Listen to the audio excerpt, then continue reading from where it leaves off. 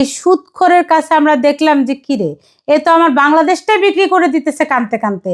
এই ইউনূস সাহেব এত বড় অভিনেতা, যে অভিনেতা কিনা যেখানে যায় সেখানে কান্না করে দেয়, হো করে দেয়। হাদির মৃত্যু দেখে কান্না করে দিছে, হাদিকে শহীদ বানায় ফেলছে, হাদির কবর দিয়ে দিছে জাতীয় কবির পাশে। এই ইউনূস সাহেব কি করে চিবিয়ে চিবিয়ে কথা বলতে বলতে 3-0 নিয়ে কথা বলে বলে পুরো বাংলাদেশটাকে 0 বানিয়ে দিয়েছে। আমার বন্দর তিনি আমেরিকার কাছে বিভিন্ন প্রতিষ্ঠানের কাছে তিনি বিক্রি করে দিচ্ছেন। আমার পাহাড়ে তিনি অশান্তি করে পুরো দেশটাকে তিনি অচল করে দিতে যাচ্ছেন।